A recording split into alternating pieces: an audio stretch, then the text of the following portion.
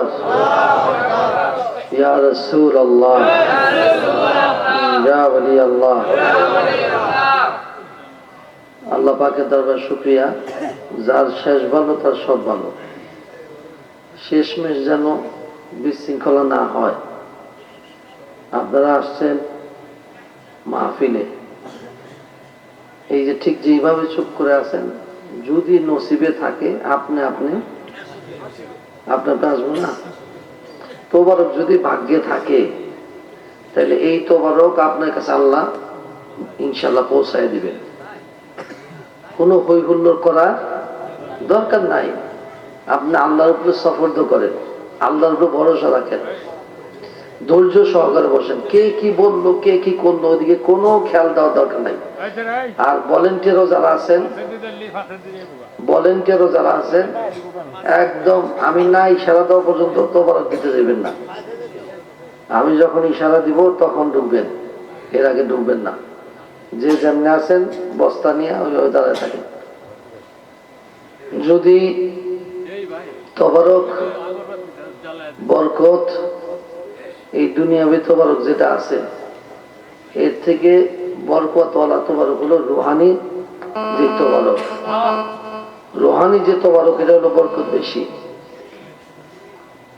নিজামুদ্দিন আউলিয়া রহমতুল্লাহ আলাইহি তিনার দরবারে এক ভক্ত তিনার সাথে সাক্ষাতের জন্য যাইতেছে। যাওয়ার পূর্বে আরেকজন ওলি আল্লাহর বাড়ি পড়ছে। এই বাড়িতে আরেকজন আল্লাহ ওলির দরবার শরীফ পড়ছে। তো ওই আল্লাহ ওলির সাথে সাক্ষাৎ করে তারপরে নিজামুদ্দিন আউলিয়া রহমতুল্লাহ আলাইহি তিনার দরবারে ঢুকছে। ঢুকে সব আপ্যায়ন টাপ্যায়ন শেষ, ওনার সাথে কথা বলবে বসছে।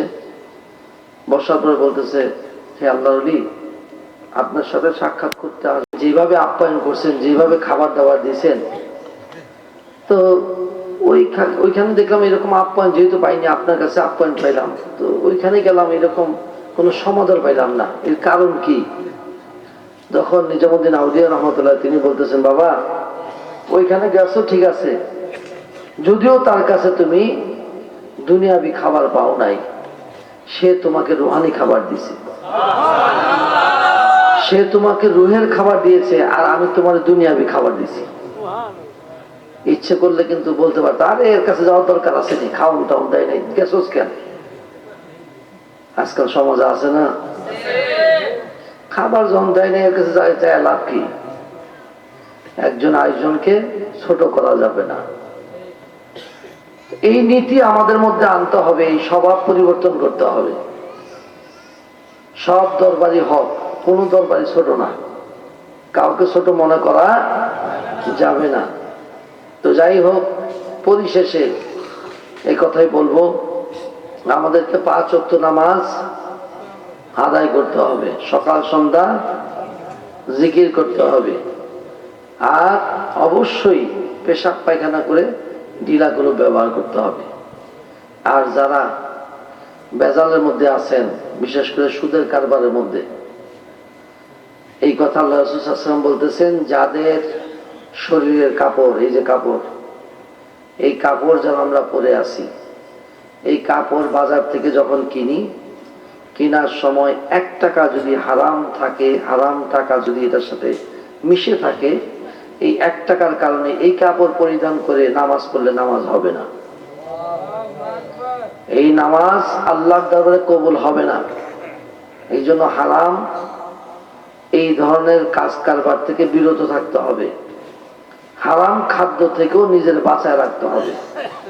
আপনি বরকত যে নিবেন, এই সিনার মধ্যে, রুহের মধ্যে বরকত নিবেন, এই বরকত নিতে হলেও তো নিজের আগে আত্মশুদ্ধি, যে বলে মোরাকাবার পূর্বে আগে নিজের সংশোধন করতে হইব, নিজেকে পরিষ্কার করতে হবে।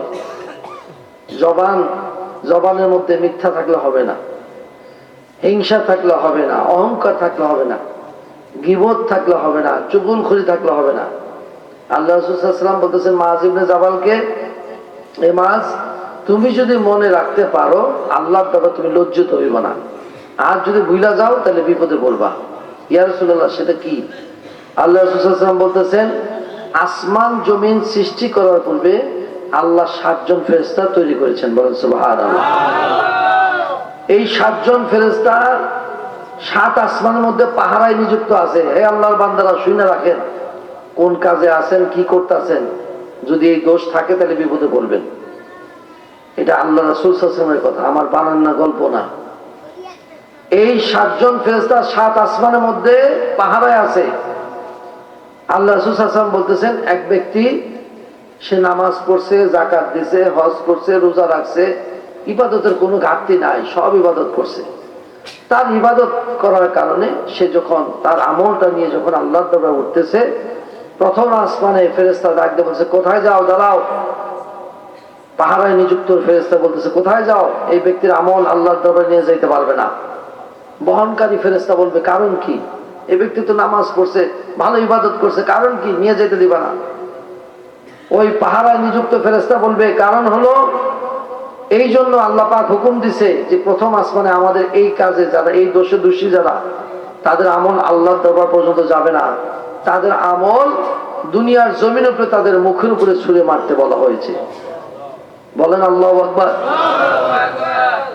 আল্লাহর দরবার পর্যন্ত নিয়ে যাইতে পারবে না, তাদের মুখের উপরে ছুঁড়ে মারা হবে। বহনকারী ফেরেশতা বলবে, কারণ কি? তার দোষটা কি? বলা হবে, সে মিথ্যুক ছিল। মিথ্যাবাদীর আমল আল্লাহর দরবার পর্যন্ত পৌঁছাবে না। দ্বিতীয় আসমানে পাহারায় নিযুক্ত ফেরেশতা এইরকম আরেকজনের আমল নিয়ে আস্তে আস্তে উঠতে থাকবে। যখন উঠতেছে, পাহারায় নিযুক্ত ফেরেশতা বলবে, দাঁড়াও, এই ব্যক্তির আমল কই নিয়ে যাও। এই ব্যক্তির নামাজ, রোজা, হজ, যাকাত সবই আছে, সুন্দর দেখা যায়। ফেরেশতারা মারহাবা মারহাবা বলতেছে। পাহারায় নিযুক্ত ফেরেশতা বলবে, দাঁড়াও, এই ব্যক্তির আমল নিয়ে যেতে পারবে না। ব্যাপার কি, কারণ কি? আমি সংক্ষেপে বলছি। ওই পাহারায় নিযুক্ত ফেরেশতা বলবে, কারণ হলো এই ব্যক্তি অহংকারী ছিল, অহংকারী আমল আল্লাহর দরবারে কবুল হবে না, তার মুখের উপরে আমল তার ছুঁড়ে মারো। তৃতীয় আসমানে বলা হবে, একজনের আমল নিয়ে যাইতে থাকবে, বলা হবে এই ব্যক্তির আমল নিয়ে যাইতে পারবে না, এই ব্যক্তি হিংসুক ছিল। চতুর্থ আসমানে নিয়ে যাইতে থাকবে, বলা হবে এই ব্যক্তির আমল কই নিয়ে যাও, এই ব্যক্তির আমল নিয়ে যাইতে পারবে না, এই ব্যক্তির আমল তার মুখের উপর ছুঁড়ে মারো, সে গীবতকারী ছিল। পঞ্চম আসমানে বলা হবে এই ব্যক্তির আমল কই নিয়ে যাও, এই ব্যক্তির নামাজ, রোজা, হজ, যাকাত সুন্দর দেখা যায়, আবার তার আমল চমকাইতেছে, সুন্দর ঝলঝল করতেছে, এই ব্যক্তির আমলও নিয়ে যেতে পারবে না, কারণ এই ব্যক্তির মধ্যে একটা দোষ ছিল, যেই দোষটার কারণে তার আমল তার মুখের উপরে ছুঁড়ে মারা হবে। এই ব্যক্তির দোষ হলো সে আত্মপ্রসাদ লাভকারী ছিল, অর্থাৎ নিজের প্রশংসা নিজেই করত, নিজের বাহাবাত পাওয়ার জন্য সমাজে টাকা পয়সা দিয়া তারপরে সম্মান কেনা বেচা করতো। এরকম আছে না মানুষ? আছে কিনা? টাকা দিয়া নিজের সম্মান বাড়াইতে চায়, বহুত আছে, অভাব নাই। এদের আমলও তাদের মুখের উপরে ছুঁড়ে মারা হবে। এমনি ভাবে ষষ্ঠ আসমানে বলা হবে এই ব্যক্তির আমল কই নিয়ে যাও, এই ব্যক্তির আমল নিয়ে যেতে পারবে না, কারণ এই ব্যক্তির মধ্যে দোষ ছিল, সে অন্যায় ভাবে মানুষের উপরে জুলুম করত, জুলুমকারীর আমল আল্লাহর দরবারে কবুল হবে না। সবশেষে একজনের আমলটা এত সুন্দর কাপড়, মখমলের কাপড় দিয়ে পেঁচাইয়া ফেরেশতারা নিয়ে যাইতেছে। আল্লাহ রাসূল সাল্লাল্লাহু আলাইহি ওয়াসাল্লাম বলতেছেন, বিজলি যেরকম চমকায় আসমানে, এরকম চমকাইতেছে তার আমল। তাহলে কেমন আমল করছে সে? এইরকম চমকাইতেছে। এই ব্যক্তির আমলও আল্লাহর দরবারে কবুল হবে না, কারণ তার কাছে কিছু কিছু মানুষ গিয়েছিল উপকার চাইতে, তাকে উপকার করে নাই, বরঞ্চ তাদের ক্ষতি করে দাবায় দেওয়ার চিন্তা করছে। এই ধরনের এই শ্রেণীর লোক সমাজে আসেনি? যদি দোষ থাকে, এই ব্যক্তিগুলোর আমল তার মুখের উপরে ছুঁড়ে মারা হবে। অবশেষে এক ব্যক্তির আমল আল্লাহর দরবার পর্যন্ত পৌঁছায় দেবে।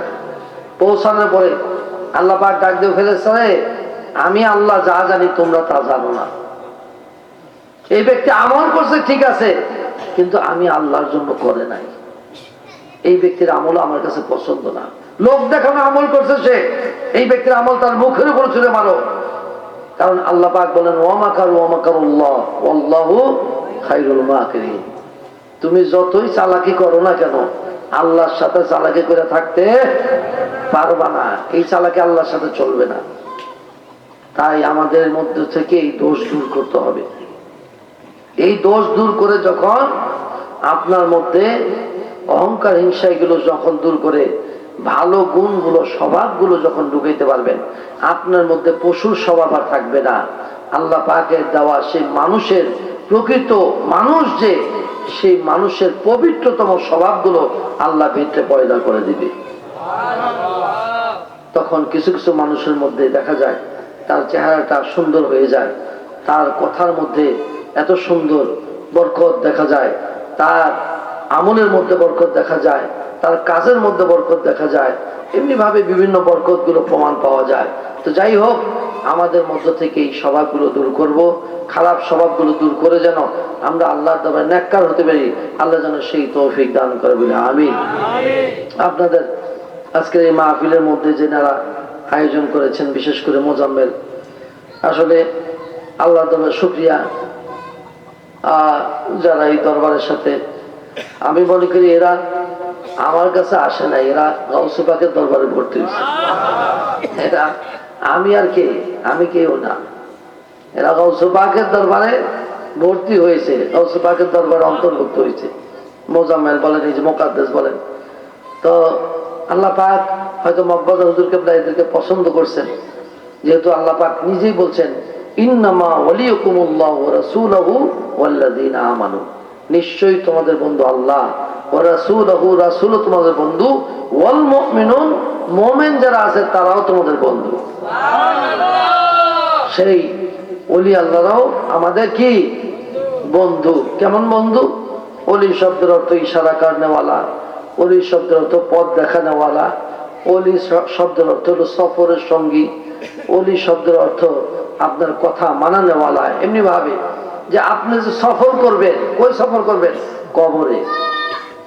আমরা যে মগবাজার থেকে ঢাকা থেকে আসলাম, এখানে সফর করে আসছি না, জার্নি করে আসছি কিনা?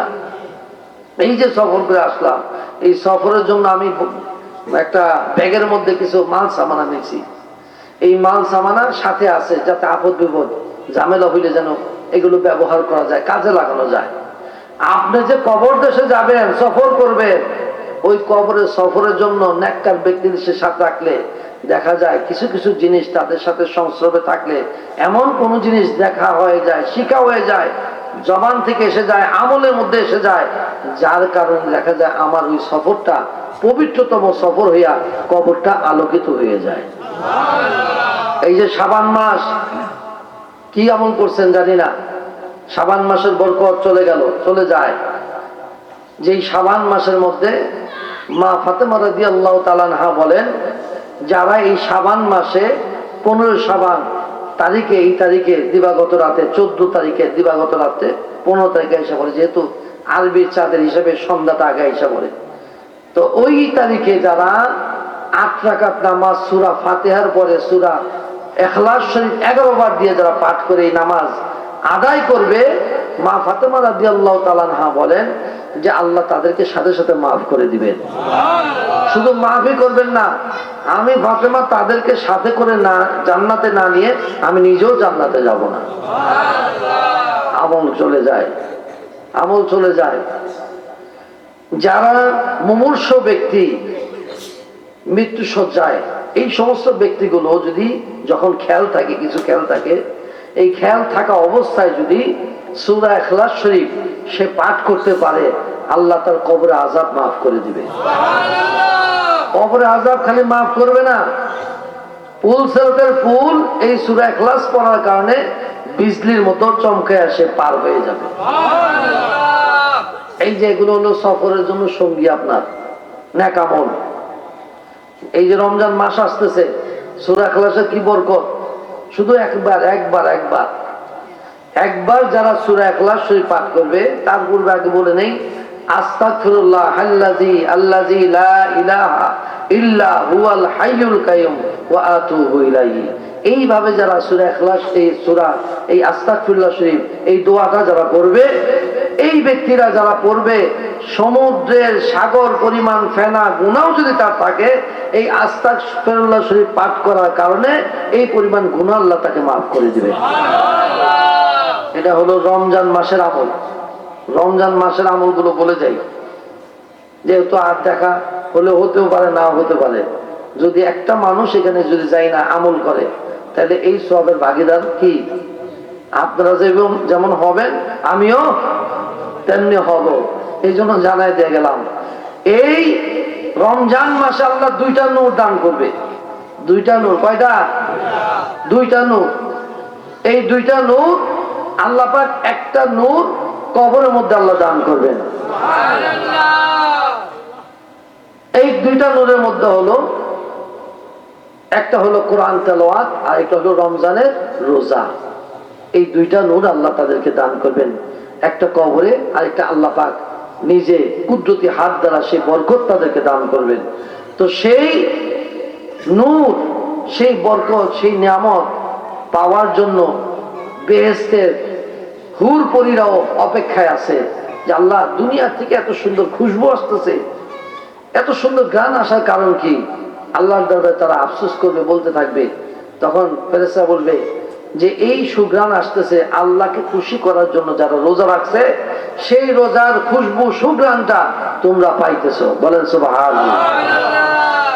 যেই হুরগুলো পান খাইলে তাদের গলা দিয়ে পানের চিপটি যে যাবে, কেমন সুন্দর হবে।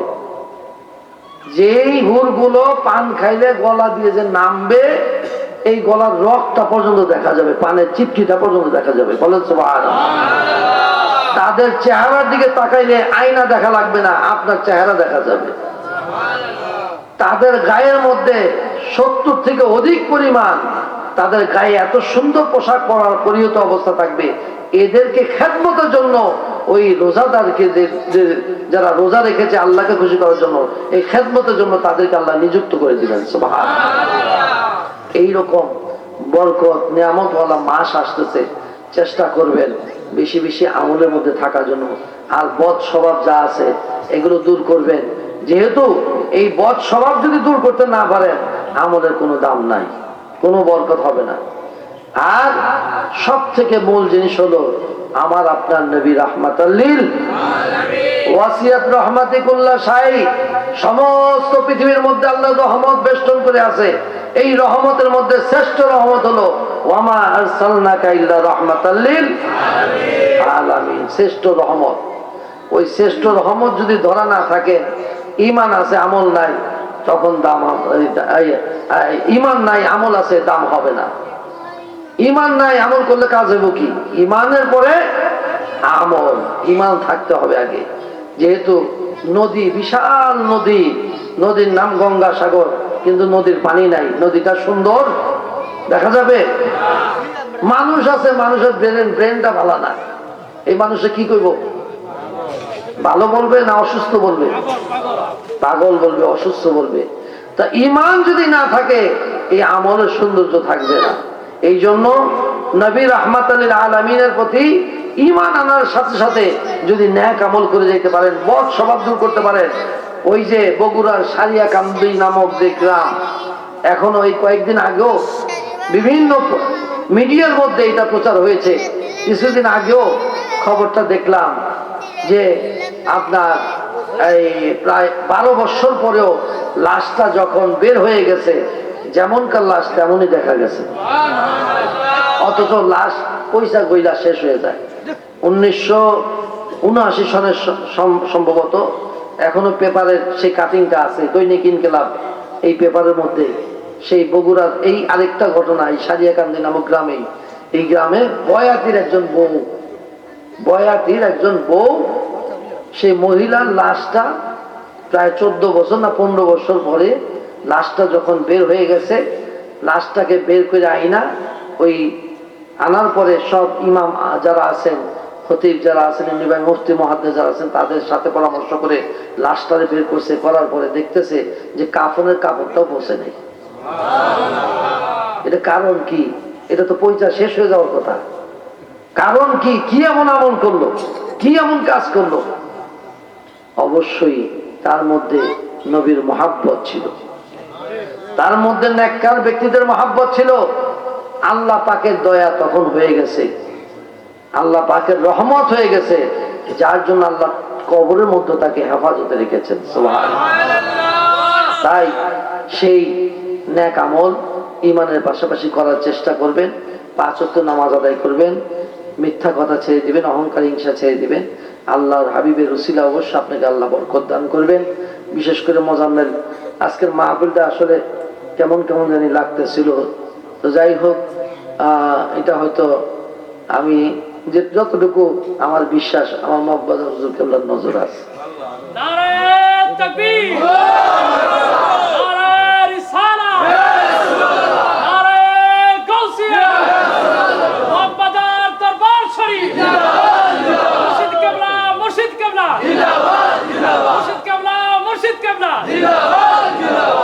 এটা মোজাম্মেলকে খুশি করার জন্য আমার বলার দরকার নেই, বললে খুশি হইলে হইব, না হইলে নাই, কারণ এটা আমাদের ব্যবসা না।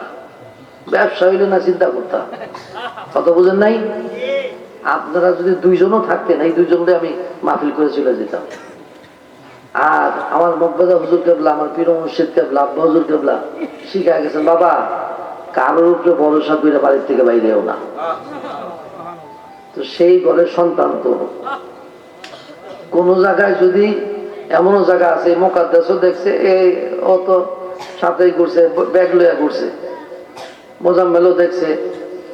তো যেখানে গেছি টাকার জন্য যাওয়া হয় নাই, বরঞ্চ কোনো বক্তার হাদিয়া না দিতে পারলে নিজের পকেট থেকে বের করে দিছি।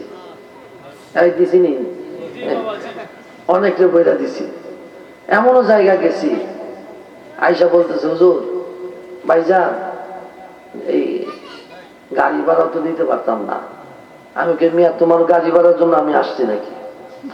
আমি আল্লাহকে খুশি করার জন্য, আল্লাহ রাসূলকে খুশি করার জন্য, আর মকবুজার জমিনে যে আল্লাহ শুয়ে আছে তাকে খুশি করার জন্য আসছি। আল্লাহ সেই ব্যবস্থা দিয়ে আগেই রেডি করে রাখছে। তোমাদের টাকার দিকে তাকাতে হবে না, ওই টাকার দিকে তাকাই নাই কখনো, যেহেতু আল্লাহ আমাকে ঘাটে ঘাটে পরীক্ষা করে এই পর্যন্ত আনছে। যেই দিন হুজুর কেবলা বিদায় হয়েছে, বাস্তব ঘটনা, যেহেতু সময় 2-1 মিনিটে শেষ করে দেব। যেই দিন হুজুর কেবলা 2011 সালে শেষ 12তে পড়ছে, বিদায় হওয়ার পরে 2 বছর পরে আমি প্রথম হজে যাব, দ্বিতীয়বার হজে যাব। হুজুর কেবলার সাথে প্রথমবার গেলাম, দ্বিতীয়বার হজে যাব। দ্বিতীয়বার কেমন আল্লাহর ওলিদের সাথে থাকলে, এই যে সফর সঙ্গী যে বললাম, সাথে থাকলে কি লাভ। আমার মকবুজা হুজুর কেবলার সাথে প্রথম যখন বসছি, খানায় কাবার সামনে যখন বসছি, আমাকে শিখাইতেছে, বাবা খানায় কাবার দিকে তাকাও, তাকায় চোখ বন্ধ করো আর চোখ খুলো। আমি বললাম, বাবা কারণ কি? বলতেছেন, বাবা কারণ হলো এই, কিছু কিছু জিনিস চালাকি কইরাও আল্লাহর দরবার থেকে তাড়াতাড়ি কামাই করে নিতে হয়। আমি বললাম, সেটা কি চালাকি বাবা? কয় দুনিয়ার চালাক চালাক না, আখিরাতের চালাক হলো বেশি চালাক, ওই চালাকি হওয়ার চেষ্টা করবা। তা আমি বললাম, সেই চালাকিটা কি? তো বলতেছে, বাবা প্রতিদিন 120টা রহমত আল্লাহর ঘরের উপর আল্লাহ নাজিল করে। এই রহমতের মধ্যে 60টা রহমত যারা তোয়াফ করবে, আল্লাহর ঘর চক্কর দিব 7 বার, এদেরকে 60টা রহমত। যারা আল্লাহর ঘরে নামাজ পড়বে তাদের জন্য 40টা রহমত। আর যারা শুধু তাকায়া থাকবে তাদের জন্য 20টা রহমত। বলে সুবহানাল্লাহ। তো তুমি যদি চোখ বন্ধ করো আর তাকাও, যতবার তাকাইবা, যতবার বন্ধ করবা আর যতবার খুলবা, প্রত্যেকবার 20টা করে যোগ হইতে থাকবে। একমতটা বুঝছেন নি ব্যাপারটা? যে চোখ বন্ধ করো আর তাকাও, চোখ বন্ধ করে তাকাও, ওই যে শিখাই দিয়ে গেছে। এখন যতবার যাই ততবারই এই চোখ বন্ধ করি আর তাকাই, চোখ বন্ধ করে আর তাকাই। তো যাই হোক, কথা বলার উদ্দেশ্য হচ্ছে যে টাকা আল্লাহর দয়ায়, আল্লাহর মায়া, আল্লাহ পাক সব জায়গায় পরীক্ষা করে আল্লাহ ব্যবস্থা করেছেন। ওলিল্লাহ ভাইজান মাত্র 20 টাকা হাদিয়া পাইছে। আমার পীর ভাই কি নামটা জানি ভুলে গেছে, তার কোলে কইরা তারপরে আপনার হুজুর কাতার সাথে প্রথম মাহফিলে গিয়ে গজল লেগেছে। ওলিল্লাহ ভাইজান আজকে আল্লাহ পাকের দয়ায় আল্লাহর ওলির নজর করবে, নবী রাহমাতুল লিল আলামিন ওলিল্লাহ ভাইজান বলছে হুজুর কাতা আমার চোখের সামনে, এই ওলিল্লাহ একটু গজল লেখো। ঠিক মনে হয় 3 থেকে 4 মিনিটের গজল লিখে বানাইছে। এই গজলটা লেখো। এই সংগঠন নিয়ে নবীজি সংগঠনে এইভাবে গজল লিখতে বলছেন। তো এইভাবে বলার সাথে সাথে তিনি তৈরি করে ফেলছেন। আর আল্লাহর ওলির কদমে বৈশা বৈশা চোখের পানি ফেলাইছে। যেইখানে মাহফিলে গেছে সেখানে চোখের পানি ফেলছে। আল্লাহর ওলির নজর এমন নজর পাইছে যে আল্লাহ পাকের এমন দয়া হয়ে গেছে, আল্লাহ রাসূলের এমন দয়া হয়ে গেছে যে দয়ার নজর ক্রমের উসিলায় আল্লাহ সে আশকনায় বিশাল জায়গার ব্যবস্থা করেছে। আজকে তাকে আল্লাহ কোথায় উঠাইছে? তা আল্লাহ বলি যদি আসলে সত্যি নজর থাকে, এটা বাস্তব একটা কথা ছোট্ট বলে শেষ দোয়া, যে আমি যে বছর প্রথম দ্বিতীয়বার হজে যাই, এই হজে যাওয়ার সময় এয়ারপোর্টে বসে আছে, আমার পকেটে টাকা নাই। আমি বলতেছি মনে মনে যে আল্লাহ, মকবুজা হুজুর কেবলা আজকে যদি আমার সাথে থাকতো, আমার বাবা যদি সাথে থাকতো, আমার পকেটে আগে বইটা দিত, দিয়া বলতো বাবা খরচ যা লাগে করতে থাকো। আমি বাসায়ও টাকা দিয়ে আসতে পারি নাই, খরচ দিয়ে আসতে পারি নাই। আমি রওনা হয়েছি তোমার মদিনাতুল মুনাওয়ারায়। দোয়া করবেন আগামী 22 তারিখও আবার আল্লাহ যদি দয়া করে যাইতেছি। তো যাই হোক এই বৈশা আছি এয়ারপোর্টে বসা, কোত্থেকে জানি না আল্লাহ কিভাবে দয়া করে, মনে মনে খালি ভাবতেছি। এক ব্যক্তি আইসা আমার সাথে বসলো, বৈশা বলতেছে ভাই আপনি কোথায় যেতেছেন? আমি বলছি আমি হজে যাইতেছি। বলতেছে আমার যদি বিয়াদবি না নেন, আমি আমেরিকায় যাইতেছি, তো আমার মনে মনে একটা নিয়ত ছিল, যদি কোনো ব্যক্তিরে পাই হজে যাবে, এরকম একটা ব্যক্তিরে পাইলে আমি কিছু হাদিয়া দিব। তো আপনি যদি মনে কষ্ট না হয়, যদি মনে ব্যথা না নেন, তাহলে আমি একটা আবদার রাখি। আপনারে আমার পছন্দ হয়েছে, আরো হাজিরা আছে, আপনার আমার ভালো লাগছে, এই যে $200 আছে, এটা আমরা দিয়ে দিলাম।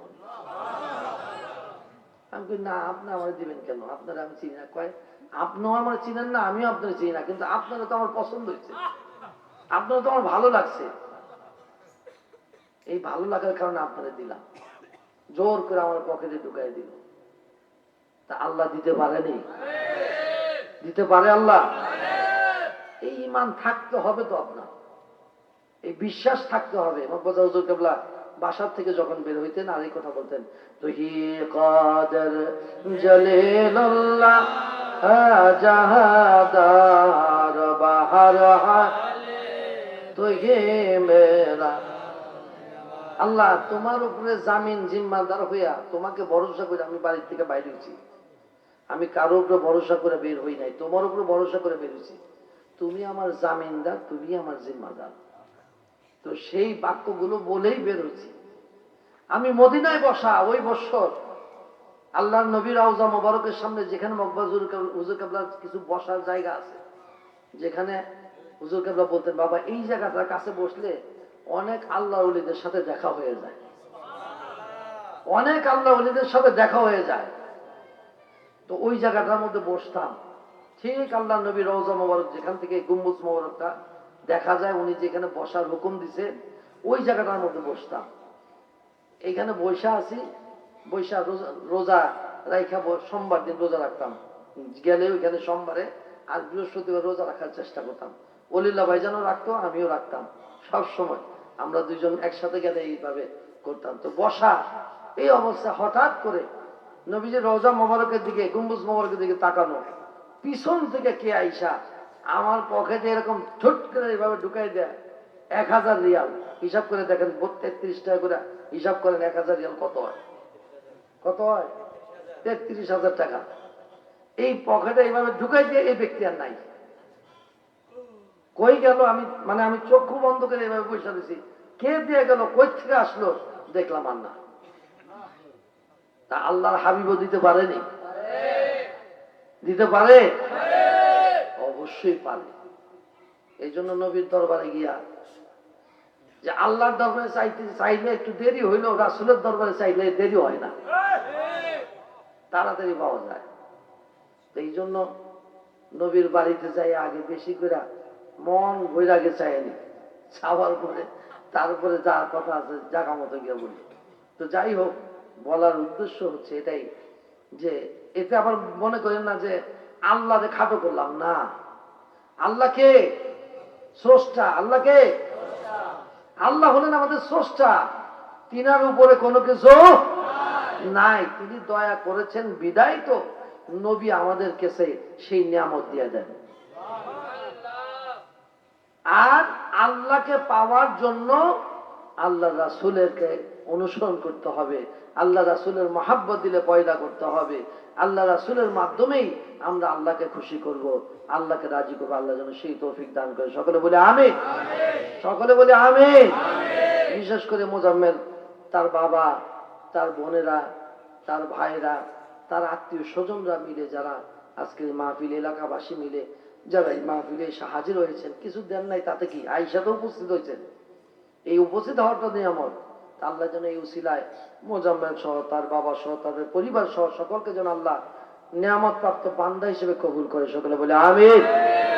তার দাদার জন্য দোয়া চাইছে, দাদির জন্য দোয়া চাইছে, তার চাচাদের জন্য দোয়া চাইছে, এমনি ভাবে সকলের জন্য দোয়া চাইছে। আর বিশেষ করে আজকের মাহফিলের যে সভাপতি, আমারই ভগ্নিপতি ওলিউল্লাহ আশিকি ভাইজানের ভক্ত মুরিদ, যিনি সভাপতি হইয়া, নাম নাকি গাজী নুরুল ইসলাম সাহেব, সকলে বলি আলহামদুলিল্লাহ। নুরুল ইসলাম আশিকি সাহেব সভাপতি হইয়া আজকের সভাকে অলঙ্কিত করে রেখেছেন, বলি আলহামদুলিল্লাহ। আল্লাহ যেন ওনাকেও হায়াতে বরকত দিয়ে সুস্থতার সাথে এই মর্দে মুজাহিদ হয়ে সুন্নিয়তের খেদমত যেন করার তৌফিক দান করে, বলে আমিন। স্টেজে আরো যারা বসা আছে, মাহফিলের সভাপতি সাহেব সহ, এমনি ভাবে হযরত মাওলানা মুকাদ্দেস হাফেজ মাওলানা মোজাম্মেল আল কাদরি, হাফেজ মাওলানা মুখলেসুর রহমান, তিনিও আলোচনা করে গেছেন, ইকবাল হোসেন আল কাদরি, তারপরে রকিবুল ইসলাম, এমনি ভাবে আরো যারা উপস্থিত রয়েছেন, আল্লাহ যেন সকলকে কবুলা মঞ্জুর করে। সকলে বলে আমিন। এখন আমরা দোয়া করব। দোয়ার পূর্বে আমি করাইতে চাই না, বা এটা জাল ভাল লাগে করবো, দরকার নেই, এটা জাল ভাল লাগে আইসা করবো।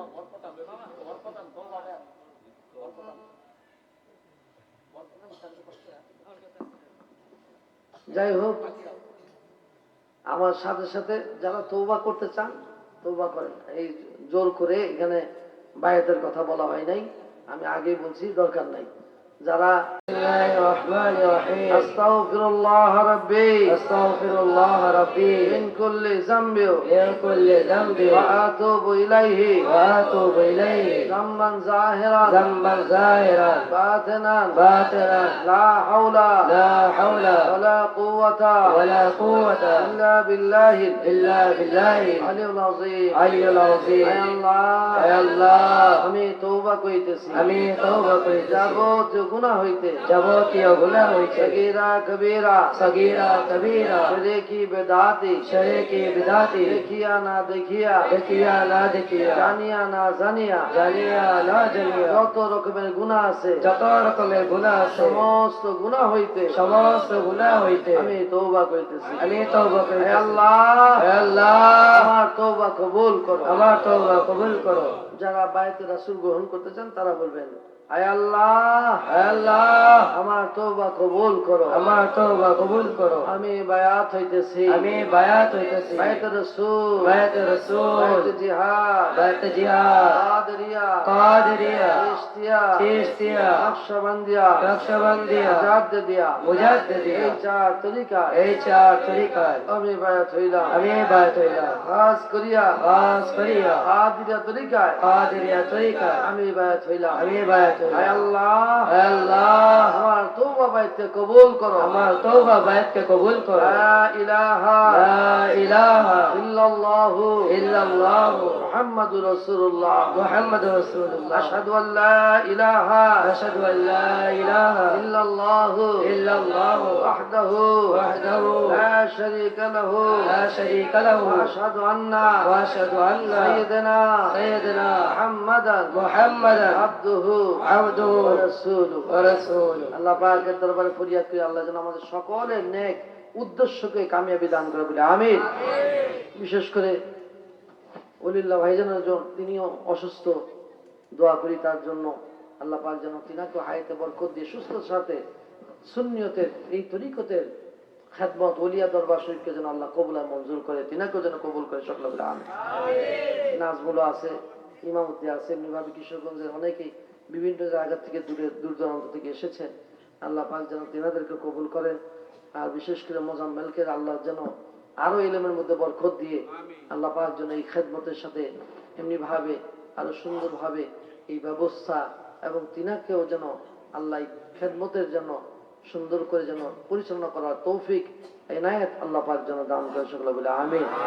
আসুন আমরা দুরূদ শরীফ পড়ে তারপরে আমরা আল্লাহ দোয়া করব। আল্লাহুম্মা সাল্লি আলা সাইয়্যিদিনা মাওলানা মুহাম্মদ ওয়া আলা আলি সাইয়্যিদিনা মাওলানা মুহাম্মদ আল্লাহুম্মা সাল্লি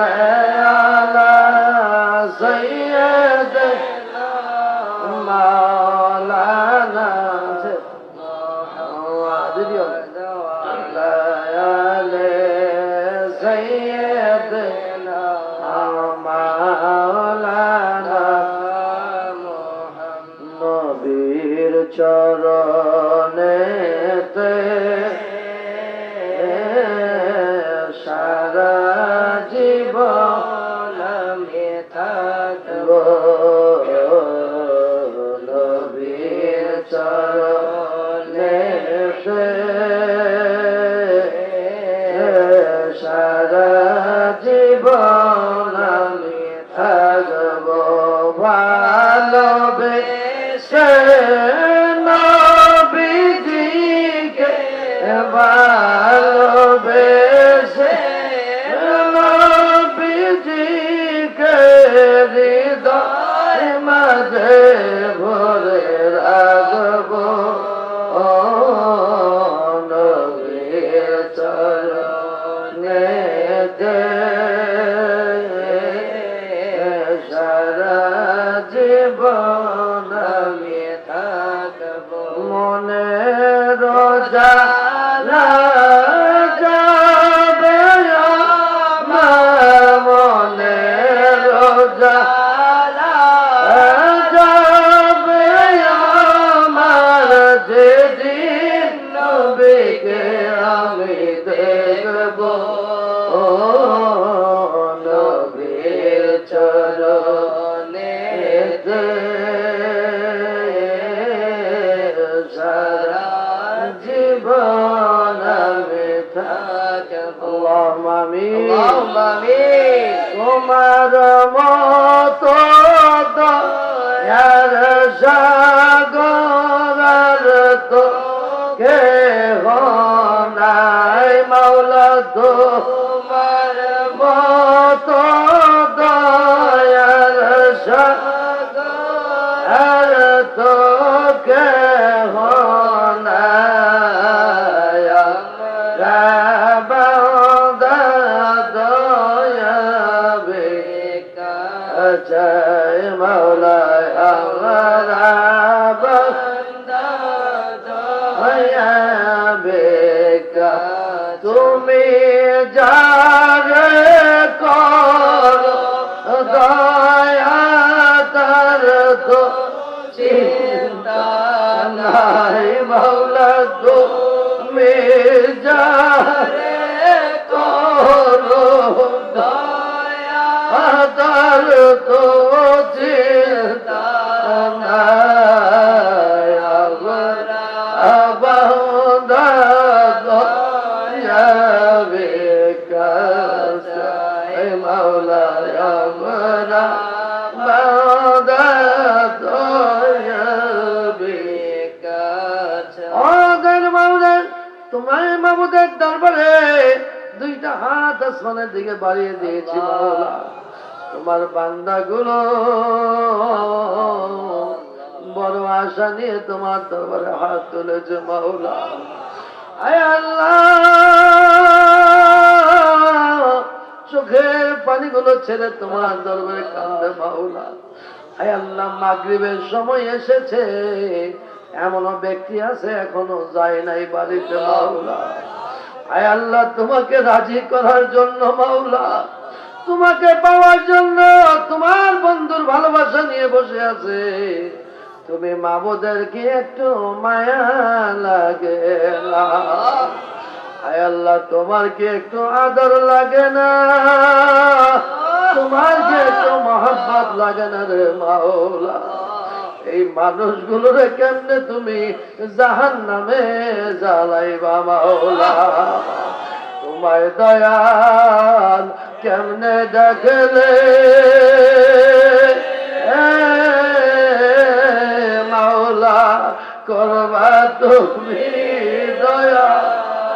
কান্দিয়া কান্দিয়া ডাকি, কান্দিয়া কান্দিয়া ডাকি, আমি নিরালায়, আমি নিরালায়, গুনাহ খাতা দেখার মাওলা দিও না ফিরায়া। আল্লাহ গুনাহ খাতা দেখার মাওলা দিও না ফিরায়া। আল্লাহ ফকির 10 বাড়ি গেলে একবারই না হয় একবারই ভিক্ষা পেয়ে যায়। তুমি আল্লাহ যদি ফিরে দাও, আমরা কার দুয়ারে যাব মাওলা? কার ঘরের কাছে যাব? কার কাছে যাব মাওলা? তুমি দয়ালু মাওলা ছাড়া আর কেহ দয়ালু মাওলা নাই। তোমার দরবারে আসামি হাত তুলেছি মাওলা, এই মুহূর্তে দয়া করে মায়া করে আমাদের জীবনের গুনাহ খাতা গুলো তুমি মাফ কইরা দাও। আয় আল্লাহ, খাস করে মায়া নবী, নূরের নবী, রাহমাতাল লিল আলামিন, যেই নবীজি সোনার মদিনায় চোখের পানিগুলো ছেড়ে ছেড়ে রওজায় আনোয়ারে আয় আল্লাহ উম্মতে উম্মতে বলে কান্দে, ওই মায়া নবীর কদম মোবারকে আমাদের দরুদ সালাম গুলো পৌঁছায়া দাও। আমিন। ওজে আল্লাহ দাইলে সাহাবায়ে کرام তাবেঈন কাউলে মুস্তাহিদিন तमाम बेकराम उली अब्दुल गाउस खुदो पीर मुर्शिद बुजुर्ग मोमिन मुत्तकीन बस गदर भगा दिया पहुंचाया दा। आमीन। ऐ अल्लाह मकबूल हुजूर कबला रो भगा दिया पहुंचाया दा। आमीन। ऐ अल्लाह जय जय पीर मुर्शिद कबला जार রয়েছে যার যার পীর মুর্শিদ কেবলা রো ভগা দিয়া পৌঁছায়া দাও। আল্লাহুম্মা আমিন। আয় আল্লাহ, খাস করে মাওলা অন্ধকার কবরে অনেকের বাবা শুয়ে আছে, অনেকের মা কবর দেশে শুয়ে আছে মাওলা। আয় আল্লাহ, বাবার জন্য মায়ের জন্য চোখের পানিগুলো ছেড়ে কান্দে মাওলা। ওই দুঃখিনী বাবা মার কবরের আযাব তুমি মাফ কইরা দাও। আয় আল্লাহ, তাদের কবরকে জান্নাতের বাগান বানায়া দাও। রব্বুল আলামিন, খাস করে যেই মাহফিল আজকে আয়োজন করা হলো মাওলা, আয় আল্লাহ বিশেষ করে মাওলা, আয় আল্লাহ তোফাজ্জল মিয়া, মোজাম্মেল মিয়া, আয় আল্লাহ তিনার বাবা সহ তিনার পরিবারের সদস্যরা, তিনার আম্মা সহ তিনার বোনেরা সহ আত্মীয় স্বজনরা মিলে এই মাহফিল আয়োজন করেছেন মাওলা, তাদের সকলকে তুমি কবুল আর মঞ্জুর করে নাও। আমিন। আয় আল্লাহ মেহেরবানি করে আয় আল্লাহ মোজাম্মেলের বাবার আয় আল্লাহ তাকে তুমি মেহেরবানি তার আম্মা আব্বা সহ তিনাদেরকে হায়াতে বরকত দিয়ে সুস্থতার সাথে তোমাকে ডাকার তৌফিক দিয়ে দাও। আয় আল্লাহ মোজাম্মেলকে তুমি কবুল আর মঞ্জুর করে নাও। আয় আল্লাহ ইলমের মধ্যে তাকে তুমি বরকত বাড়ায়া দাও। আয় আল্লাহ এই খেদমত যেন করতে পারে সেই তৌফিক তুমি তাকে দান করে দাও। তোমরা আলামিন তোমার ওলির দরবারে মহব্বত নিয়ে মোজাম্মেল যেন থাকতে পারে, তোমার নবীর ভালোবাসা অন্তরে নিয়ে যেন থাকতে পারে তৌফিক দান করে দাও।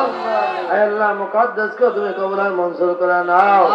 আয় আল্লাহ খাস করে আমার ভাইজান ওলিউল্লাহ ভাইজান আশেক আজকের মাহফিলে যিনি সভাপতি হয়ে রয়েছেন মাওলা, তিনাকেও তুমি কবুল আর মঞ্জুর করে নাও।